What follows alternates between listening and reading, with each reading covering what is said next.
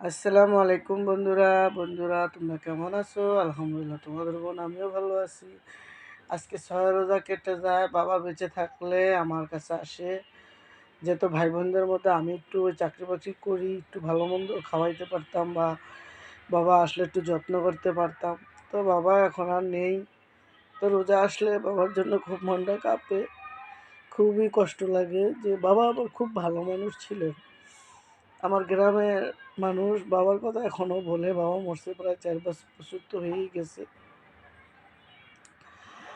তো বাবার জন্য এখনও মানুষ খুব কান্নাকাটি করে বা বলে যে তোমার বাবা খুব ভালো মানুষ ছিলেন। আমার মাও খুব নামাজি লোক ছিলেন, কিন্তু আমার মা অজও করছেন। আমার একটা ছোট ভাইয়ের পাল্লায় পড়ে বাড়ি টাড়ি বিক্রি করে দিচ্ছে। এটা আমি সব ভিডিওতে বলি। এটা আমাদের একটা বড় কষ্টের জায়গা, কিন্তু আমার বাবা থাকলে বাড়িটা বেচতে দিত না। আমার বাবা অনেক কষ্ট করে মারা গেছে, চিকিৎসার অভাবে মারা গেছে। তখন আমারও বাচ্চা কাচ্চা ছিল, স্বামীও চলে গেল, মা বাবারও পালতে হয়, ভাই বোনদেরকেও পালতে হইতো। তখন আমি ওই জায়গা থেকে নিরুপায় ছিলাম। এখন যদি আমার বাবারও থাকতো বা বাবারও চিকিৎসা করা লাগতো, আমি করতাম। আমার শরীরে রক্ত দিয়েও যদি করা লাগতো তাহলে আমি করতাম, কিন্তু আমার বাবা এখন নাই। বাবা চলে গেছে। রোজা রাখি, যদি একটু ভালো মন্দ রাঁধি তো বাবার কথা খুব মনে হয়। বলতো, বাবা তুমি কাজের থেকে আসছো, একটু মরিচ বাইট আমার জন্য রসুনের ভর্তা বানায় রাখো, আমি এটা দিয়ে খেয়ে ফেলবো। বাবা বাবা তো গ্রামে ভাত পাইতো না। তো আমি বাবার যথেষ্ট পরিমাণ খুব ভালোবাসতাম।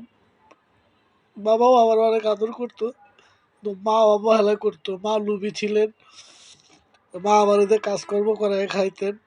তো তো বাবা খুব চিল্লাচিল্লি করতেন, ওরে দিস না, ও খুব সুন্দর, ও ভালো, ওর দিলে ছেলেরাই করবো সে করবো। মাকে বুঝাইতে চাইতেন, কিন্তু আসলে কি মারও কোনো দোষ ছিল না। আমি কাউকে দোষ দেই না, কারণ মা ওই সঙ্গে আমাকে ৫টা ভাই বোন, খুব ছোটো ছোটো পিঠাপিঠি সবাই তো খাওয়ান ছিলেন। তো অভাবে থাকতাম। তো মা বলতো যে অভাবের থেকে যদি একজন ওটা কর্ম করে খায়, বাচ্চারটা খাইতে পারবো। মার ওরকম একটা জ্ঞান বুদ্ধি ছিল। স্কুলে তো জীবনও পাঠায় নাই, তবে মনে কোনো দুঃখ নাই। কিন্তু আজ বাবা নাই, বাবার জন্য খুব মনটা কাঁপে, মনটা খুব কষ্ট লাগে। একটু ভালো মন্দ রানলেই খারাপ লাগে। তো বাবা যেখানে আসো, বাবা তোমার আল্লাহ ব্যাস দাইল করুক, তোমার জন্য দোয়া করি। এই রোজা রমজানের মধ্যে তুমিও আমাদের জন্য দোয়া করো বাবা। বাবার কথা খুব মনে হয়। মারও তো আনতে পারি না, ওই যে মা অপরাধ করছে, মা আসতে চায় না। তো মারও বলি, যত জায়গা থেকে অপরাধ করুক, মার মার সন্তানের কাছে কোনো অপরাধ না।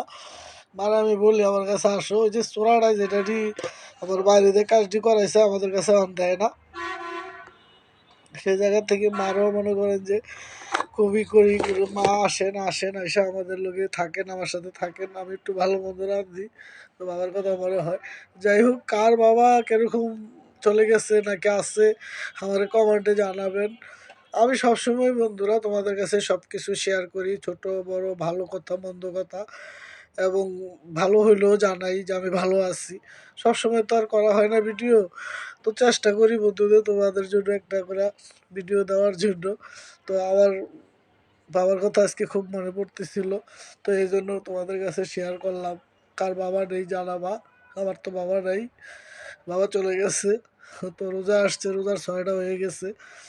তো খুব খারাপ লাগে বাবার কথা মনে হইলে।